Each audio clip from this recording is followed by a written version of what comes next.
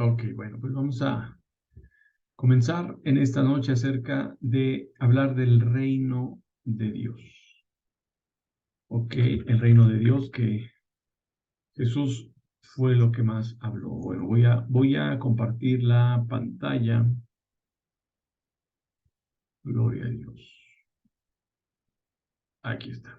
Muy bien. Entonces, el reino de Dios. Excelente. El reino de Dios. Y vamos a empezar en estas semanas, vamos a hablar de las llaves del reino. A propósito de que tenemos que ahora practicar, ¿no? Acerca del reino de Dios, bueno, o sea, practicar porque vamos a evangelizar y vamos a pregonar y a compartir acerca del reino de Dios. Entonces, déjenme inicio. Ahí está, muy bien. Las llaves del reino de Dios. Mateo 16, del 17 al 19. Jesús primero le va a preguntar a Pedro y a sus discípulos, y Pedro, ¿verdad? Siempre ahí participando. Entonces dice Mateo 16, del 17 al 19. Jesús respondió: bendito eres, Simón, hijo de Juan, porque mi Padre que está en el cielo te lo ha revelado. No lo aprendiste de ningún ser humano.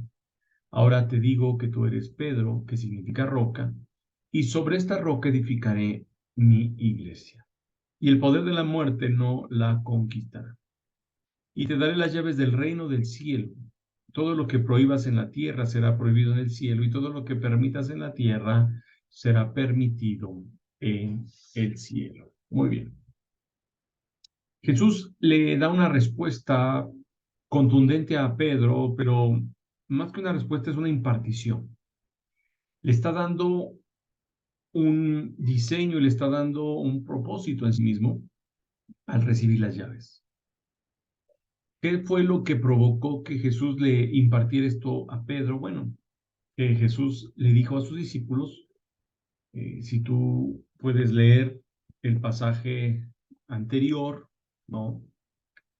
De lo que estamos leyendo en el libro de Mateo, te vas a dar cuenta que Jesús ha tenido contención, ha hablado con algunos y pues por ahí han cuestionado ya a Jesús, ya no es la primera vez, no, pero lo han cuestionado y Jesús empieza a decir, bueno, tengan cuidado de la levadura de los fariseos. ¿Por qué? Porque le habían pedido señales. Y fíjate qué curioso, le piden señal, pero no están viendo las señales del reino, ¿sí? Entonces, después de haber contendido, dice que les pregunta, bueno, ¿quién dice la gente? Ustedes que han escuchado de Jesús, bueno, entonces, ¿de quién soy yo? Y le responden, bueno, dicen que tú eres Juan Bautista, otros que eres Elías, y otros que Jeremías o uno de los profetas. Jesús es más enfático o más incisivo en decir, bueno, ¿y ustedes qué dicen? ¿Por qué? Porque acababan de cuestionar el ministerio de Jesús, acaban de poner en tela de juicio el ministerio de Jesús, ¿sí? Pero dice que se levanta Simón y le dice, tú eres el Cristo, el Hijo del Dios viviente. Entonces, ¿qué es lo que le está diciendo el Señor a sus discípulos? ¿Quiénes piensan que soy? O sea, ustedes que han caminado conmigo, que dicen que me conocen, ¿quiénes piensan o qué saben de mí? Y Pedro le dice, bueno, tú eres el Cristo, tú eres el Mesías, el Hijo del Dios viviente. Jesús entonces le dice, bueno, esto te lo reveló Dios, te lo reveló el Padre. Dos ejes fundamentales de la enseñanza de Jesús fue, uno, el Padre, el mensaje del Padre, hablar acerca del Padre, el venir al Padre, el que Él fue enviado del Padre, el que el Padre lo guía, le enseña, lo capacita, lo protege, lo ama, pero también el reino de Dios. Son dos temas fundamentales en el mensaje de Jesús en el Evangelio.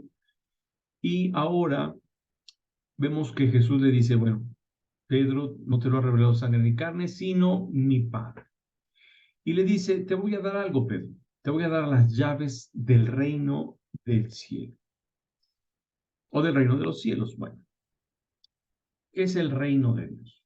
Tenemos que comenzar para entender las llaves. ¿Qué es el reino de Dios? Porque eh, las llaves tienen que ver con ejecución, con acción. Pero para poder ejecutar y accionar, yo tengo que entender. Entonces, tiene que haber un entendimiento, primero, de qué es el reino, porque es el ámbito donde esas llaves van a funcionar. Las llaves van a operar en un ámbito específico, que son las puertas, las cerraduras. Una llave puede ser la que abre una cerradura, pero también una llave puede ser ahora una contraseña, puede ser un código, y eso va a abrir, va a darnos acceso. Por ejemplo, una llave en la cuestión de informática, pues es una contraseña, es un acceso que me dan a algo que está importante, algo que tiene mucho valor. En este caso, Jesús le está diciendo, te voy a dar las llaves, te voy a dar algo, un instrumento que abre y que cierra.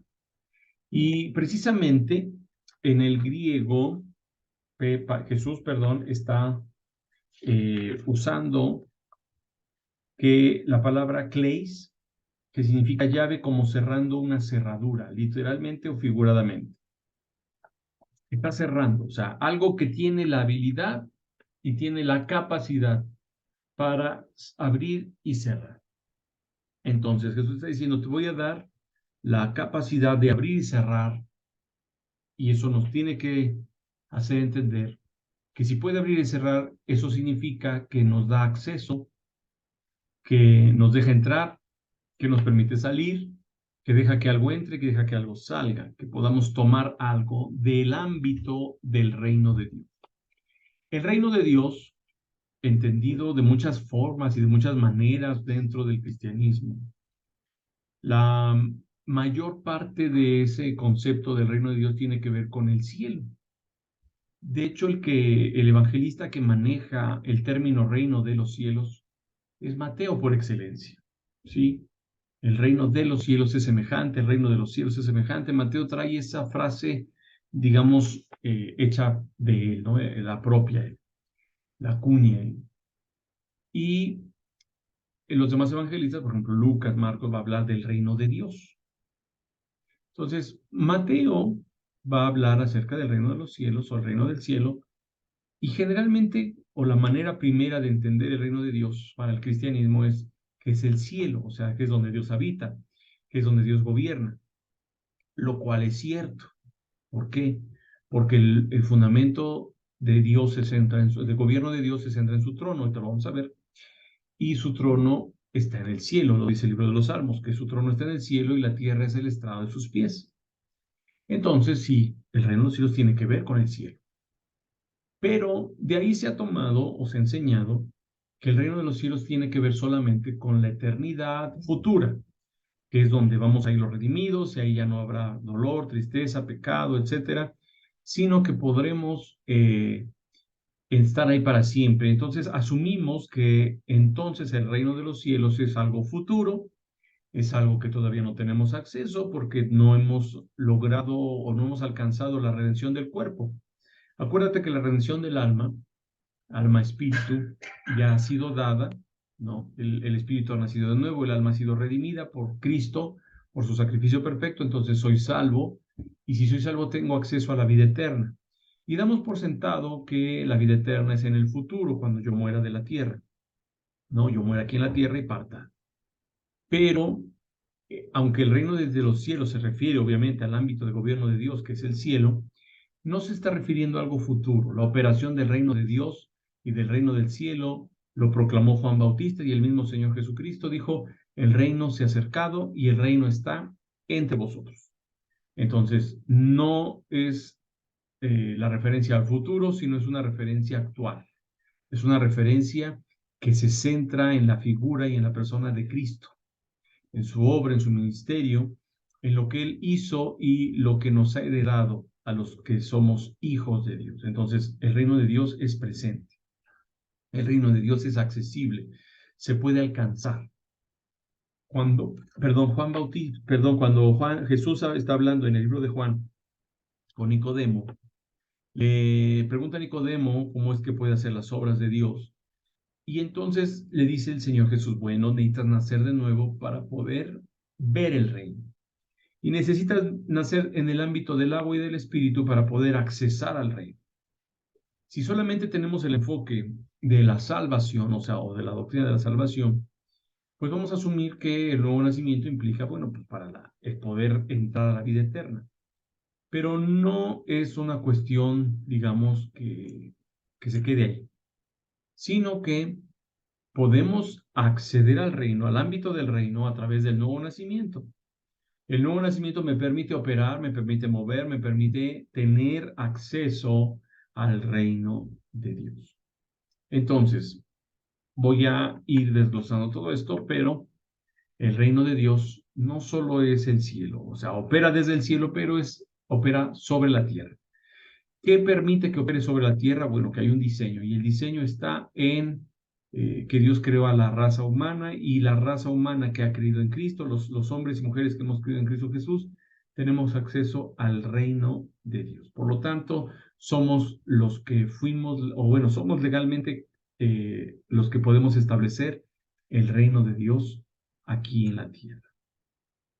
El reino de los cielos en Mateo se refiere al cielo, se refiere también a la iglesia. En algunas de las parábolas hace referencia al diseño de la iglesia, porque está asumiendo en la enseñanza que la iglesia tiene que tener ciertas virtudes, ciertas cualidades. Entonces, también la característica en el discurso de Mateo, pues es que está hablando hacia la iglesia, es el pueblo de Dios, lo cual es cierto. Pero en el ámbito de estudio que estamos hablando, el reino de los cielos es la operación del gobierno de Dios, del poder de Dios, de la justicia de Dios aquí en la tierra. ¿Sí? O sea, va a operar aquí en la tierra y tiene una base legal en el cielo. ¿Ok? Entonces, voy a continuar. Por lo tanto, el reino de Dios es el gobierno, es la soberanía, es la autoridad y es el señorío de Cristo. El reino de Dios es el gobierno, la soberanía, la autoridad y el señorío de Cristo en la creación, en el ámbito invisible y en el ámbito visible. El reino, o la palabra reino, el término reino en el Nuevo Testamento, vamos a tener la palabra griega basileia. Y basileia significa realeza, pero también tiene que ver con gobernar, con reinar. Se va a traducir como gobernar, como reinar. También se refiere al campo donde se gobierna, o sea, no al campo donde se siembra, sino el ámbito, el lugar, la sede, la atmósfera, la influencia, ¿no? Donde se tiene la jurisdicción de gobernar. Entonces podemos decir que un reino es un territorio o estado regido o gobernado por un rey soberano o soberano. Bueno, el reino tiene que ver con un territorio, con un ámbito. Puede ser un territorio físico o un territorio espiritual, pero está hablando de un ámbito, de un lugar. Eh, por ejemplo, en el inglés tenemos la palabra kingdom. Y kingdom significa, kingdom viene de dos palabras, mejor dicho, viene de dos palabras del inglés, que es king domain, que es la contracción de esas dos palabras, kingdom. King domain es el dominio del rey, que podemos decir es el lugar o el ámbito, el territorio donde un rey tiene dominio, donde un rey gobierna, ¿sí? Entonces, sí es importante que entendamos que el reino tiene que ver con una persona que gobierna en un ámbito o en un territorio, ¿sí? Entonces, el reino es el lugar, el ámbito de gobierno de un rey. En lo natural tenemos un territorio físico en donde todas las cosas que hay dentro de ese territorio le pertenecen al rey. Y Ese gobierno se le llama reino, que es el territorio donde gobierna un rey. Ahora, se oye muy simple, pero es importante entenderlo. Cuando ese territorio físico, digamos, está limitado por fronteras, por el mar, pero el rey conquista otro territorio que no está pegado a ese reino, entonces el rey extiende su jurisdicción, extiende su influencia a ese otro territorio que ha conquistado y que lo hace una colonia del reino, que es parte del reino. Por ejemplo, no sé si tú sepas que la Gran Bretaña, o lo que llamamos Inglaterra, tiene un reino, que es de las monarquías que se han, digamos, se han preservado, pero es la más grande.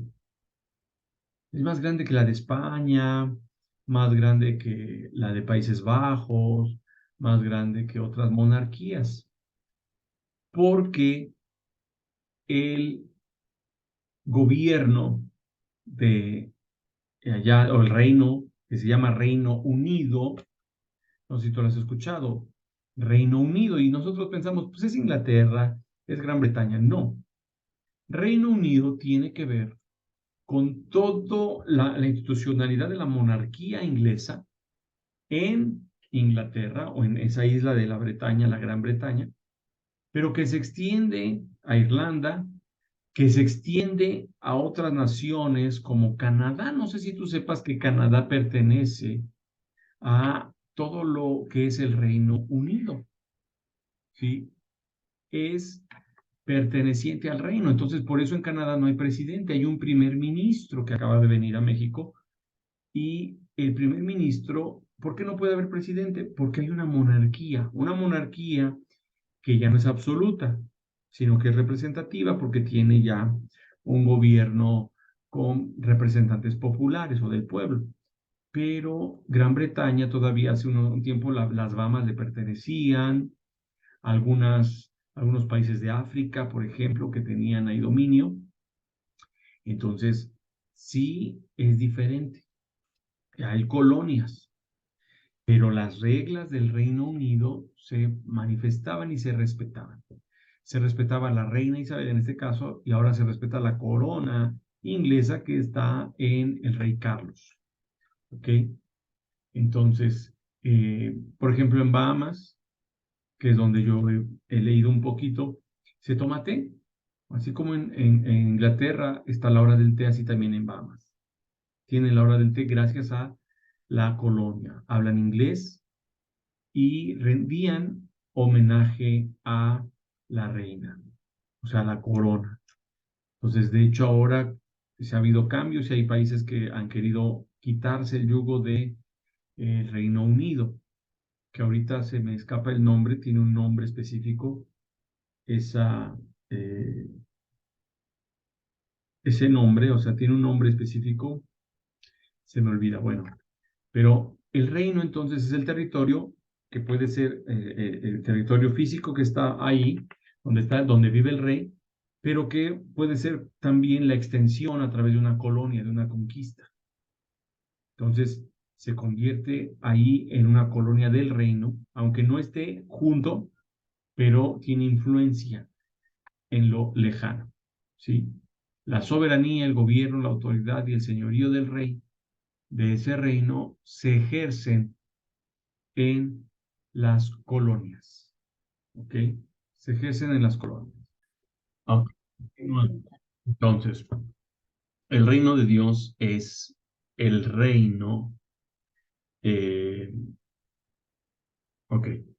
Bueno, aquí me hacen un comentario. No, el Brexit es la salida de lo que es la Comunidad Económica Europea, ¿no? Que Reino Unido, o sea, Gran Bretaña se sale de la Comunidad Económica Europea. Pero fíjense, ya que está el comentario, ¿por qué se va a salir Inglaterra de la Comunidad Económica Europea? Porque Inglaterra no necesita a los demás países. La economía de Inglaterra es la que sostiene a Europa. ¿Por qué? Por el tamaño del Reino Unido.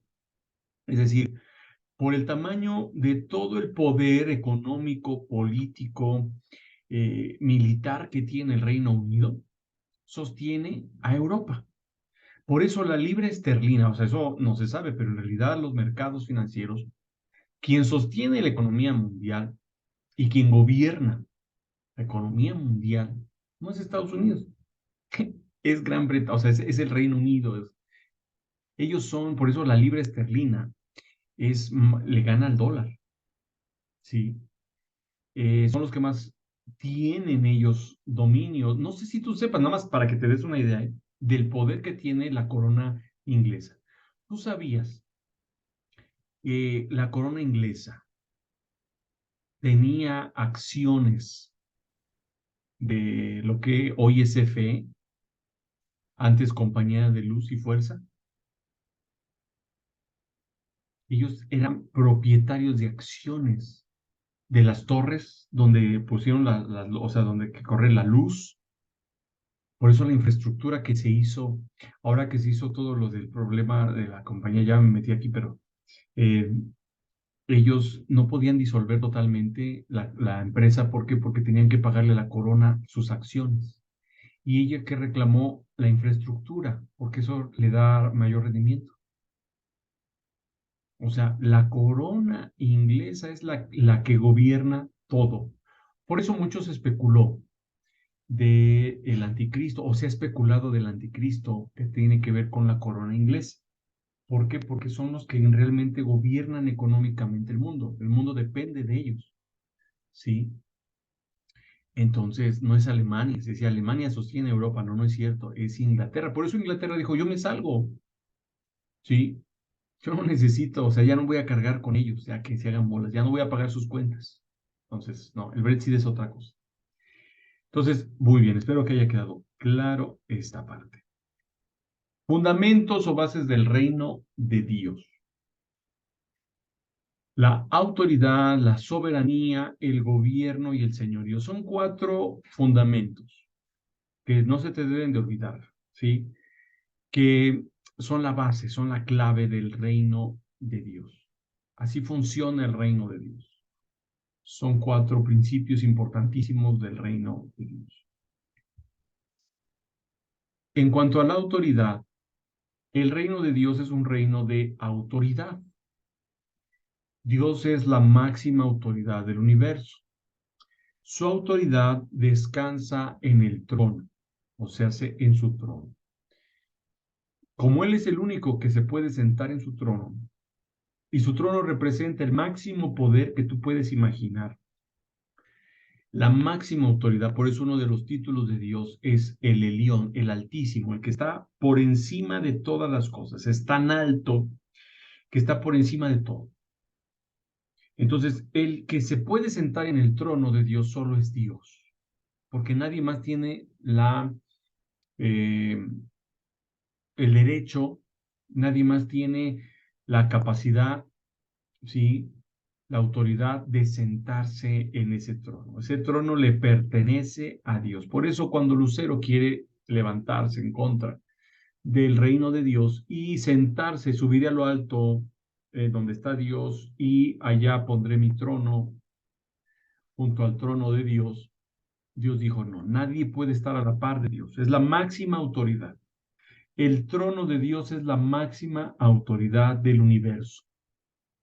Representa y encarna, o sí, en sí mismo, o sea, lleva en sí mismo, materializa el poder máximo que solo le pertenece a Dios. Su trono, que es una figura de autoridad, que es una figura de poder, que es una figura de gobierno, de justicia, se va a fundamentar, se va a cimentar en justicia y juicio, ¿sí? Su trono se fundamenta, o sea, su poder, su autoridad tiene una base. Esa base es justicia y juicio. Justicia y juicio son el cimiento de tu trono. Entonces, el poder de Dios, la autoridad de Dios, se fundamenta en la justicia y el juicio. Muchos pensamos solamente, bueno, según generalmente hemos entendido un poquito mal, que cuando hablamos de justicia y juicio es porque Dios solamente está empecinado en castigar la maldad o en castigar mis equivocaciones. No, no es así. Dios no está solamente viendo cuánto pequé hoy, cuánto voy a pecar mañana, cuánto pequé ayer y a ver, te tocan tantos cinturonazos. No funciona así, sino que la justicia tiene que ver con un diseño, el diseño de orden para la creación que fue establecido por Dios y que permite ese orden, o sea, cuando yo estoy en el orden de Dios, que es la justicia de Dios, yo estoy unido a Dios. Porque yo puedo decir que estoy en Dios, que estoy en la voluntad de Dios, que estoy en el diseño de Dios, pero si estoy fuera de la justicia, entonces no puedo decir eso, o sea, no puedo operar en la práctica unido a Dios. Es decir, la justicia de Dios en mí tiene que ver con estar alineado al diseño, con estar reconciliado con el diseño. La reconciliación entendida no solo como la cuestión de pedir perdón, ¿no? Y me perdonaron, sino que yo volví al diseño, volví al orden. Eso es la reconciliación. Y dice Pablo que nos dio el ministerio de la reconciliación. El ministerio, perdón, de la reconciliación, que tiene que ver con ordenar las cosas, ordenar las familias, ordenar la vida de la gente, ordenar nuestro carácter, ordenar nuestra mente, ordenar nuestras emociones. Y eso es un proceso de restauración por la obra de Cristo.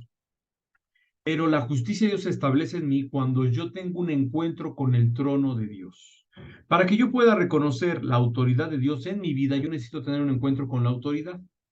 La autoridad o el encuentro con la autoridad va a ser tan contundente que me va a permitir reconocer la autoridad de Dios. O sea, no es lo mismo decir que obedecemos a Dios cuando tenemos margen de hacer lo que nosotros queremos, hasta que somos confrontados con la máxima tribuna de autoridad en el universo, que es el trono de Dios. Cuando yo soy confrontado con eso, entonces cambia mi vida. Vemos a un Pablo que se decía estar en la voluntad de Dios, se decía hacer cosas conforme al diseño de Dios, pero cuando él se encuentra con la autoridad de Jesús, ¿y quién es Jesús? Entonces lo tira del caballo, ¿qué le dice? Señor, o sea, lo primero que dice es, Señor, ¿qué quieres que haga? ¿Cómo cambia la cosa? Vamos a en Isaías, perdón, cuando tiene un encuentro con el trono de Dios. Capítulo 6 de Isaías dice, en el año que murió el rey Usías, vio el Señor sentado sobre un trono alto y sublime, trono alto. Y habla de la gloria de Dios y dice, cuando él ve la gloria, y pero además ve el poder de ese trono, o sea, la impresión de ese trono, él dice, yo estoy muerto. O sea, la santidad me va a consumir. Y él está viendo que está en lo más alto, en lo más alto. Entonces, ¿qué hace Isaías? Heme aquí, Señor. Yo voy, yo hago tu voluntad. Entonces, para que tú tengas realmente un alineamiento a la voluntad de Dios, necesitas tener un encuentro con el trono. En otras palabras, te tienen que tirar del caballo, como a Pablo. Cuando te tiran del caballo, entonces lo primero que hacemos es, ¿qué tengo que hacer, Señor? Dime qué quieres que haga. Alguien tiene que, o sea, para que alguien entre al diseño, tiene que conocer a Cristo y tener un encuentro con su autoridad. De hecho, cuando yo acepté al Señor y tú aceptaste al Señor, la convicción que vino de pecado de parte del Espíritu Santo fue para arrepentimiento, pero cuando oramos, la convicción tenía que ser o tiene que ser, yo quiero hacer tu voluntad, Señor. Me someto a tu señorío.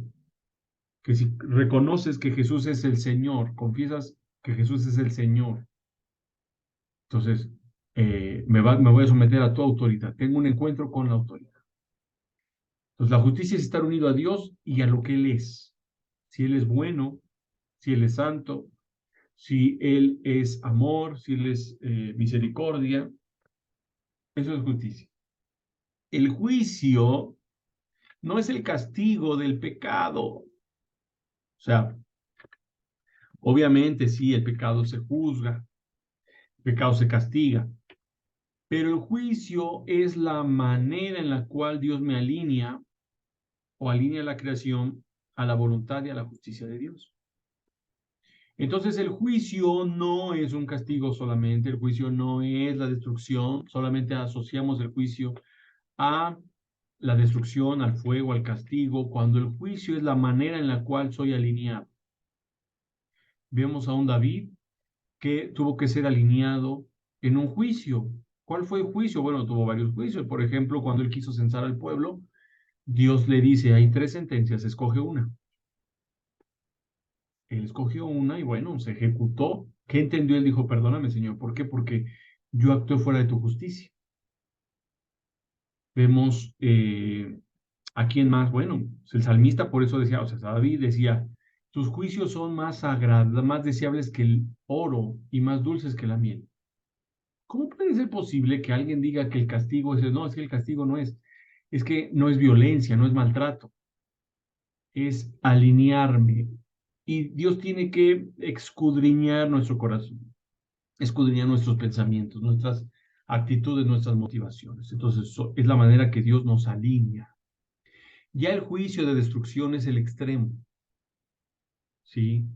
Y vamos a ver mucho de eso en el Antiguo Testamento. ¿Por qué? Porque todavía la gracia de Dios no se había manifestado en plenitud a través de Cristo.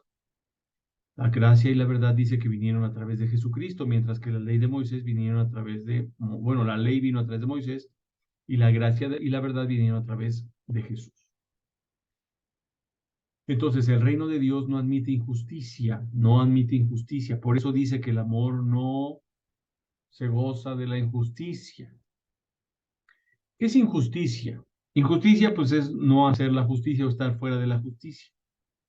Entonces, es no hacer lo bueno y estar haciendo algo fuera del diseño. Por ejemplo, si Dios me mandó a ser santo, no soy santo. Si Dios me mandó a ser ordenado y a cumplir con sus principios, no lo hago, no estoy en justicia. ¿Sí me explico? O sea, tengo que estar en justicia. Vamos a ver al Señor Jesús que como Él está operando en el reino, porque Él es el dueño del reino, Él es la encarnación, la personificación del reino de Dios. Entonces le dice a Juan Bautista, bautízame, y Juan le dice, no, ¿cómo crees? No, sí, porque tenemos que guardar toda justicia. ¿Ok? Porque vengo como hombre, vengo en representación, no había arrepentimiento en Jesús, pero Él tenía que guardar para que no hubiera algo que le pudieran tachar de tú estás fuera del orden. Ajá, tengo que estar en el orden. Entonces, la justicia de Dios me va a permitir estar alineado a la voluntad de Dios, al diseño de Dios y en sí a lo que Dios mismo es. O sea, en sí mismo es a lo que Dios mismo es. ¿Sale? Eso es la justicia de Dios. El reino de Dios también tiene que ver con la autoridad. Bueno, perdón, es la autoridad, pero en el griego vamos a tener la palabra por excelencia que se va a traducir como potestad o autoridad, que es exousia. Y exousia literalmente significa un privilegio, una fuerza o capacidad, una competencia, una habilidad, pero también una investidura. Por eso dice maestría. O sea, como que me empoderan. Es un empoderamiento, ¿sí? Que yo recibo. Es sobrehumano, no es natural, o sea, viene de afuera, porque el reino de Dios, su base es el cielo, pero opera en la tierra gracias al sacrificio de Jesús y gracias a que Dios establece un ser humano para que sea un embajador del rey. Un embajador va a representar un gobierno, pero lo va a ejercer. Por ejemplo, si tú vas a una embajada extranjera en México, por ejemplo, la embajada de Estados Unidos, ahí se siguen, se obedecen las leyes del territorio estadounidense, porque literalmente es un territorio que le pertenece al país extranjero. Por eso está la bandera, está izada la bandera representa la autoridad de un gobierno y es ahí donde tú vas a entender lo que implica una bandera, cuando Dios nos da una bandera o cuando se mueve una bandera, es que estás representando y estableciendo un gobierno donde tú eres embajador y lo estás estableciendo donde tú estás. Entonces, En la embajada de Estados Unidos, quien rige, o sea, ¿qué leyes rigen ahí? Las de Estados Unidos, la Constitución americana. Pero está en territorio mexicano, sí, pero ese territorio que está delimitado por una embajada le pertenece al gobierno americano. Por eso hay gente americana, ¿no? Hay policías, hay militares, y ahí se rige bajo las leyes americanas. Punto. ¿Por qué? Porque representan un reino fuera, ¿sí? Que viene de fuera. Entonces, eso ya es de afuera hacia adentro. Entonces, va a recibir una influencia delegada, eh, ay, se me fue la palabra, perdónenme, una potestad, ¿sale? Es una potestad que yo recibo, un poder que yo recibo para poder ejercer gobierno. Entonces, son palabras que van unidas. Gobierno tiene que ver, obviamente, con presidir, con estar al frente. En el Nuevo Testamento tenemos una palabra que es proistemi, que es gobernar, estar al frente. Pero ese estar al frente tiene que ver o está ligado a la administración, porque gobierno está ligado al ámbito de la economía. ¿Qué es la economía? Siempre pensamos que la economía es solamente dinero, ¿no? La economía no es dinero, la economía es precisamente la estructura de un gobierno, de una sociedad, su riqueza, sus recursos, su moneda, ¿no? Sus finanzas, pero también la gente, cómo se trata a la gente, cómo se le atiende a la gente. Es todo eso. Esa es la economía de un gobierno. Entonces, el gobierno es el que va a dirigir esa administración o esa economía. Cómo se administran esos recursos, cómo se multiplican, cómo se llevan a cabo, cómo se preservan, ¿sí? Entonces, Dios administra su obra, Él está encima de la creación, Él sigue gobernando el ámbito de la creación, visible e invisible. Voy a remarcar siempre eso. Él gobierna lo visible y lo invisible. ¿Por qué? Porque eso significa que Él gobierna todas las cosas. Cuando tú entiendes el reino de Dios, pues vas a saber que su gobierno está por encima de las leyes naturales. Las leyes naturales rigen el ámbito natural, pero Dios es el único que puede irrumpir en las leyes naturales. Y alguien puede pensar, entonces Dios puede romper sus reglas. No, es que Dios no las rompe. O sea, quiero que entiendas, Dios no rompe sus reglas, porque como Él no está sujeto a ellas, o sea, Él está sujeto a su orden y a su palabra, pero Él no rompe sus reglas. Él está por encima. Si está por encima, significa que Él no está sujeto a ellas. Luego entonces no las rompe. Él tiene una autoridad mayor. La Biblia dice en el libro de Eclesiastés que sobre el alto hay uno más alto, pero dice, pero uno más alto está sobre todos. Santiago dice que cuando tú juzgas a tu hermano, ya no eres hacedor de la ley, sino eres juez, porque estás ejerciendo una autoridad encima o a través de la ley. Entonces, el Señor, Dios Todopoderoso, no está sujeto a las leyes, ¿sí? Nosotros estamos sujetos a esas leyes en lo natural, pero cuando yo entro al ámbito del reino de Dios, tú tienes que aprender que entonces Dios puede operar encima de las leyes naturales, que es algo sobrenatural, que es algo imposible en lo natural, pero posible para Dios, para su reino. Oh, gloria a Dios. Entonces, eso tiene que romper una estructura del no se puede. Tiene que romper la estructura es que eso no es posible. Pastor, es que eso no, o sea, ¿cómo va a pasar? Bueno, la Biblia dice que sí pasa. Por ejemplo, cuando oramos por alguien para que crezca, le crezca el pie. ¿Qué sucede? ¿Qué dijo un doctor una vez? ¿Por qué se sorprendía ese doctor que es cristiano? Pero al ver ese milagro, él se sorprendía más porque él decía, es que no puede ser posible, porque para ti, para mí solo creció el hueso. Pero decía el hermano doctor que explicaba ese milagro médicamente, él dijo, Es que es impresionante, porque, perdón, la ciencia médica nos diría que eso es imposible.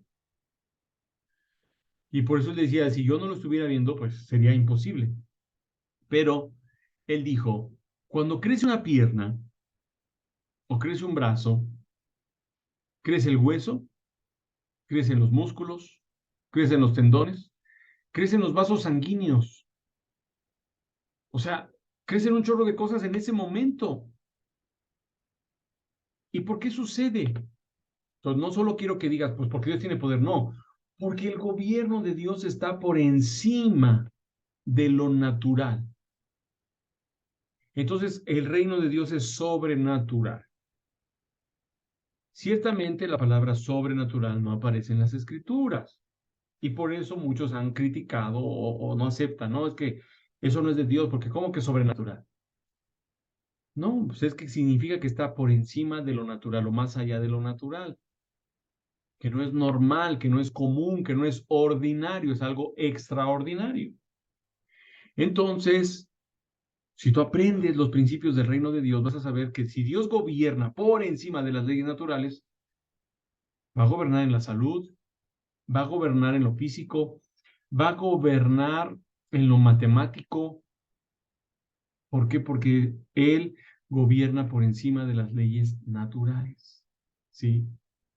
Entonces, Dios está al frente de la creación, Dios administra esa obra y define las políticas económicas del reino. No solo se refiere a las finanzas, sino cuál es el orden, cuál es la disposición, cuáles son los recursos, qué es lo que se tiene que hacer.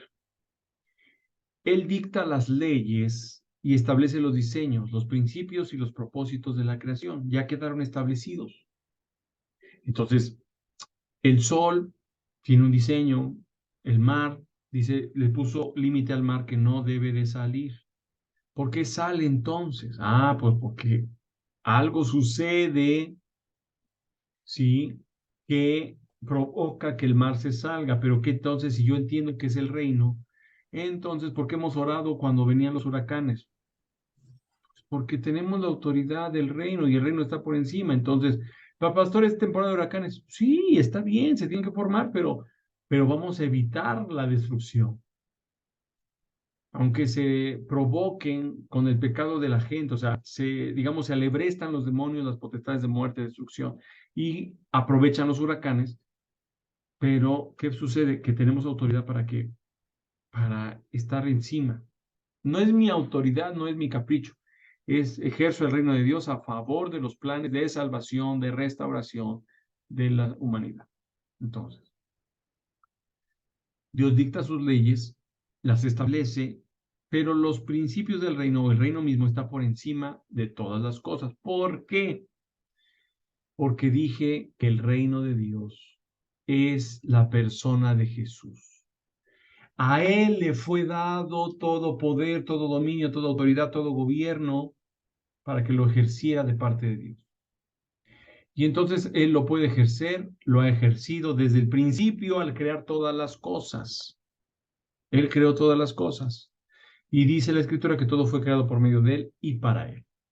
Entonces, Él, Él puede hacerlo. Por eso cuando le cuestionaron a Jesús, oye, tus discípulos quiebran el día de reposo y tú también, no, Él no lo quebró porque Él no estaba sujeto. Dice que Él era el Señor del día de reposo y ahí es donde entra otro ámbito del reino que es el señorío que vamos a ver al final.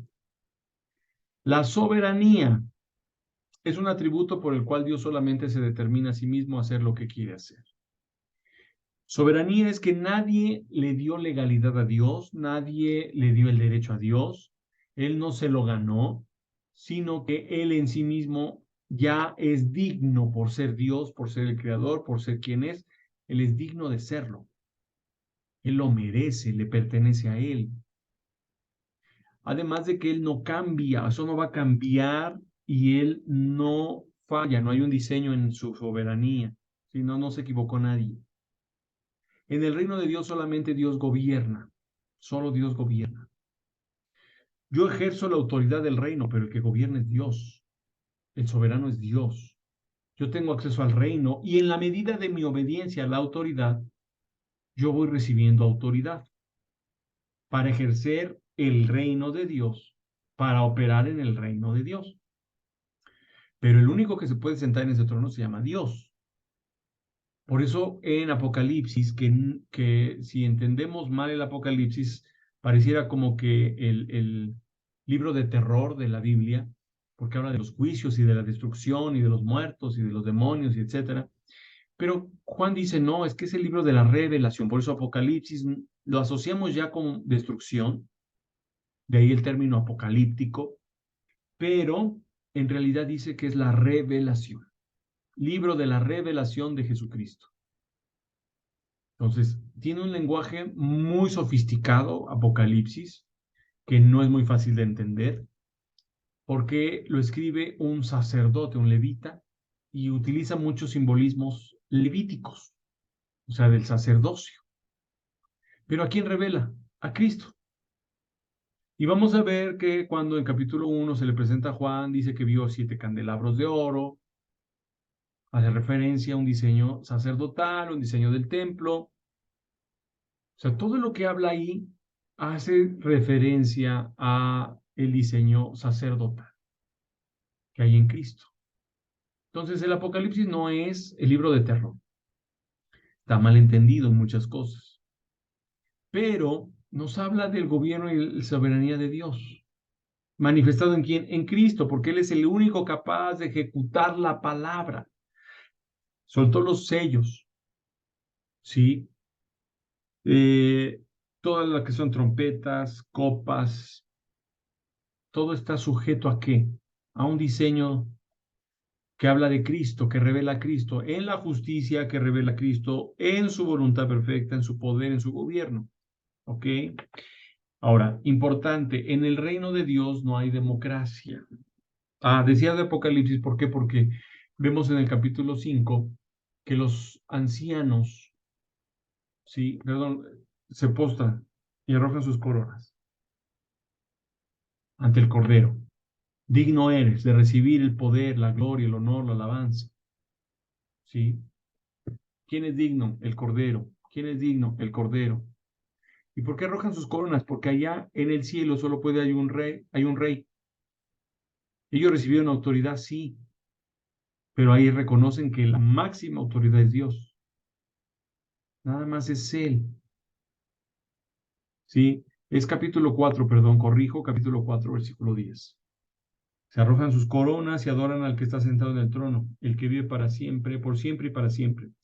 Y ponen sus coronas delante del trono diciendo, tú eres digno, oh Señor, oh Dios, de recibir gloria, honor y poder, pues tú creaste todas las cosas y existen porque tú las creaste según tu voluntad. ¿Quién es el que es digno? El que está sentado en el trono. A él le pertenece el trono. En el reino de Dios no hay democracia, no vamos a votar para destruir a Dios, no vamos a votar para cambiar a Dios, no. Cuando se quiso hacer eso en la Torre de Babel, dice que subamos y hagamos una torre para llegar a Dios. Era para tronarlo, vamos a quitarlo, vamos a destronarlo. Por eso Dios confunde ahí a los que estaban en la Torre de Babel. Entonces no hay elecciones para nuevos gobernantes, solo hay uno y nadie más puede tomar su lugar. Vamos a encontrar 3 palabras interesantes en griego que nos habla de soberanía. La primera que tomo es de Apocalipsis capítulo 1, versículo 5, que dice la escritura que Él es el primero en rango, sí, porque viene de Arjón, que es primero en rango o poder. Él es primero, y hablábamos el domingo de lo primero. Entonces, dice, y de Jesucristo, el testigo fiel de estas cosas, el primero en resucitar y el gobernante de todos los reyes del mundo. Aquí en NTV lo traducen como gobernante, pero en Reina Valera y en otras versiones se traduce como el soberano de los reyes de la tierra. El primero, o sea, el que tiene primacía, el que tiene mayor autoridad, el que está por encima de todos los gobernantes de la tierra o del mundo. Luego vamos a tener en Primera de Timoteo, capítulo 6, versículo 5, primera carta de Timoteo 6, dice, individuos como estos siempre causan problemas, tienen la mente corrompida y le han dado la espalda a la verdad. Para ellos mostrar sumisión a Dios es solo un medio para enriquecerse. No, no, no, perdón, leí el 5, una disculpa. Versículo 15. Pues en el momento preciso Cristo será revelado desde el cielo por el bendito y único Dios Todopoderoso, el Rey de todos los reyes y el Señor de todos los señores. Ujú. Ahí la palabra que utiliza Pablo es dunastes, que significa gobernante u oficial. Luego encontré la palabra despotes o despotés, que está en Judas, y que de ahí viene una palabra que en nuestro español tiene un contexto negativo, ¿sí? Pero que en realidad en el ámbito de la autoridad es muy tajante. Y dice que, versículo 4. El versículo 4 dice, les digo esto porque algunas personas que no tienen a Dios se han infiltrado en sus iglesias, diciendo que la maravillosa gracia de Dios nos permite llevar una vida inmoral. La condena de tales personas fue escrita hace mucho tiempo, pues han negado a Jesucristo, nuestro único dueño y Señor. Ahí habla de soberano, ¿sí? Entonces, despotés viene de posis, que es esposo, en el entendido de la figura de autoridad. El esposo era una figura de autoridad dentro del hogar. Acuérdate que antes en la cultura judía y todavía en algunas comunidades, ya no en todas, digamos, hay una cuestión muy autoritaria del esposo. Autoritaria en el sentido estricto, ¿no?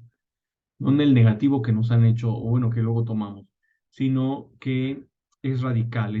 Quien tiene la batuta es el esposo. Entonces es el esposo como dueño. Antes el esposo era el dueño de la mujer, podía hacer con ella lo que quisiera. Ahora entendemos que Pablo va a legislar y a decir que hay que respetar, que trate bien a la esposa, que ya no es una cuestión absoluta, ¿sale? De ahí viene la palabra déspota, que tiene que ver con autoridad nada más, pero bueno, ya en el contexto que hoy lo utilizamos es alguien que no es empático, que es un tanto grosero, ¿no? Que hace daño con su autoridad, se aprovecha de la autoridad. Señorío. El señorío está ligado al Hijo de Dios. ¿Quién es el Señor? Jesús. Todo le fue dado a Él. Y señorío es el origen, bueno, señorío, ¿por qué? Porque todas las cosas fueron creadas por Él y le pertenecen a Él. Señorío viene de Señor, que significa dueño, amo. En hebreo tenemos la palabra Adón. Adonai, o sea, Adón es Señor. Adonai es mi Señor o nuestro Señor, ¿sí? Mejor dicho, nuestro Señor. Adoni es mi Señor, pero Adonai es nuestro Señor, nuestro dueño. En el término del reino es el dueño, el que gobierna, el que le pertenece todas las cosas. Entonces Él es el dueño, Él es el amo, el Señor de todas las cosas, visibles e invisibles. Cuando yo digo que Jesús es mi Señor, según Romanos 10, 9 y 10, estoy diciendo que mi vida le pertenece, mi espíritu, alma y cuerpo, mi voluntad, mi futuro, mis sueños, mis temores, mis errores, mis virtudes, le pertenecen. Él está por encima de todo eso. Si yo entiendo esto, yo voy a ser libre. Pastor, es que yo no puedo vencer esto. Yo aprendí eso en un proceso de liberación y eso a mí me despertó. Es que no podía dejar esto, no podía dejar algo.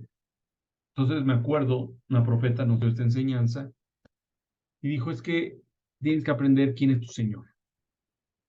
Y nos llevó a Romanos 10, 9 y 10, y dice que si confesares que Jesús es el Señor, es el Kyrios, el amo, dueño, Señor, y entiendes que Él está por encima de todo, incluso del pecado, incluso del demonio que no te dejaba de atormentar.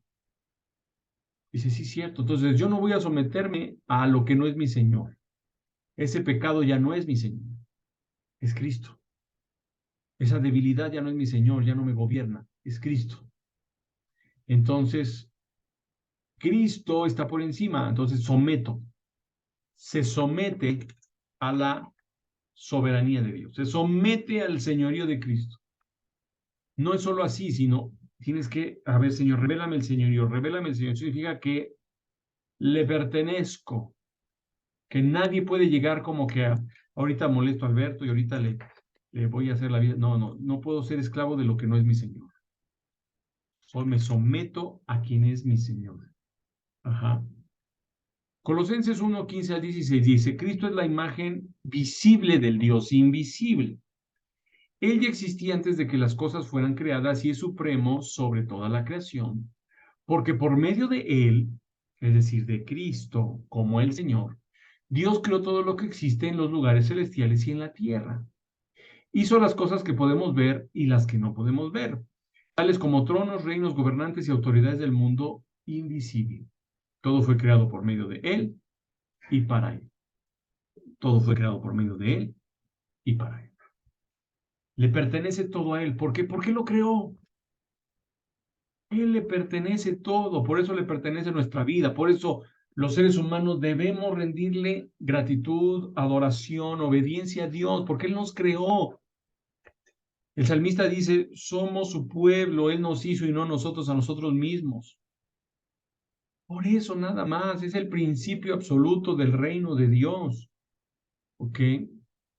Entonces, el reino de Dios está por encima de todas las cosas. El reino de Dios opera a través de Cristo. Cuando Jesús le da las llaves a Pedro, le está diciendo, te doy el acceso a la operación sobrenatural de mi poder. Entonces vas a ver que Pedro pasaba y la sombra sanaba. Era la sombra, ya sabemos que no, pero él representaba el reino. Cuando él levanta al cojo, le dijo, no tengo oro ni plata, pero ¿qué tengo? Tengo las llaves del reino y las voy a accionar. Las llaves se accionan porque son principios de autoridad y de poder del reino de Dios. ¿Quién tiene legalidad en el reino? El que ha nacido de nuevo, el que se sometió al señorío de Jesús. No el que dice en el nombre de Jesús, no, el que se sometió, porque no es lo que dices, es desde dónde lo estás diciendo. Entonces vemos a los exorcistas en Hechos de hijos de Seba, que dicen en el nombre de Jesús de que predica Pablo. El demonio se rió. El demonio le dijo, bueno, yo conozco quién es Jesús y sé quién es Pablo. No está haciendo referencia a la fama de Pablo, sino dice, conocemos, o sea, yo sé que Pablo tiene autoridad porque está operando en el reino de Dios, pero ustedes no tienen legalidad. Entonces, pues tú puedes reprender y orar por algo en el nombre de Jesús, ay, en el nombre de Jesús, en el nombre de Jesús. ¿Y luego qué pasó? Nada. ¿Por qué no pasó nada? Porque todavía no tienes acceso al reino de Dios, no tienes las llaves. Perdón, las llaves son principios que no solo se conocen, sino que son reveladas y esa revelación me impronta. Porque cuando me es dado a conocer ese principio, entonces se establece ese principio en mi espíritu, en mi alma, y yo me establezco en el reino, o sea, me voy posicionando en el reino. Entonces el reino de Dios es posicionar, o sea, yo me voy posicionando en el reino a través de la santificación, a través de la consagración, pero principalmente a través de la obediencia. La autoridad que me es dada es directamente proporcional a la obediencia. A mayor obediencia, mayor autoridad. Pero obediencia en amor, dice la Biblia. Porque yo puedo hacer las cosas. Hay gente que hace las cosas, ¿sí? Y digamos ya tiene palomita. ¿Por qué? Porque hace las cosas, pero no hace la perfecta obediencia. Por ejemplo, yo puedo mandar a mis hijos a atender su cama. Si fuéramos estrictos, su perfecta obediencia tendría que ver con la actitud, tendría que ver con hacerlo en el tiempo y forma. Si tú haces algo en tiempo y forma, estás obedeciendo. Si lo haces después, aunque lo estás haciendo y dices, es que yo obedecí, ya no fue una obediencia perfecta. Y la Biblia dice que yo voy a poder condenar el pecado y destruir, o sea, las estructuras de pecado para corregir a otros cuando mi obediencia sea perfecta, según 2 Corintios 10, del 4 en adelante. Dice que yo voy a juzgar toda rebelión cuando mi obediencia sea perfecta. Entonces, ahorita tú no te preocupes si tu vecino es desobediente, si, ay, es que se pasó el alto. No, tú ocúpate de ti. Hasta que sea plena obediencia, entonces voy a poder ejercer autoridad. Sí. La autoridad está ligada a Cristo, el gobierno, el señorío y la soberanía. Son cuatro principios y ejes fundamentales que el Señor establece, o bueno, porque son de Él, es en sí mismo sus características como gobernante, como Dios, para que nosotros aprendamos a ejercer el gobierno del reino. Si tú entiendes eso, entonces dices, ¿por qué dijo Padre nuestro que estás en los cielos? Santificado sea tu nombre, venga tu reino. Oye, Señor, aquí no se puede, en lo natural no es posible. En lo natural, las leyes naturales nos dicen otra cosa, sí, pero tu reino dice que es posible. Tu reino establece tu gobierno, tus principios. Por eso yo les enseño los principios, porque el principio es la llave, es la clave. Entonces, ok, ya aprendí el principio. Si aprendo el principio, vivo el principio, entonces tendré un resultado. No es hacer las cosas por hacerlas o no hacerlas. Es que ya lo hice o no lo he hecho. No, es tengo la revelación, voy a actuar en consecuencia, algo sucede en mí, pero algo sucede a mi alrededor. ¿Por qué? Porque estoy cumpliendo con la justicia del reino. Jesús dijo, busca el reino de Dios y su justicia y todas las cosas te serán añadidas. Entonces, Jesús le está dando a Pedro el acceso, la autoridad. Pero Pedro tuvo que aprender los principios del gobierno o del reino de Dios. Amén.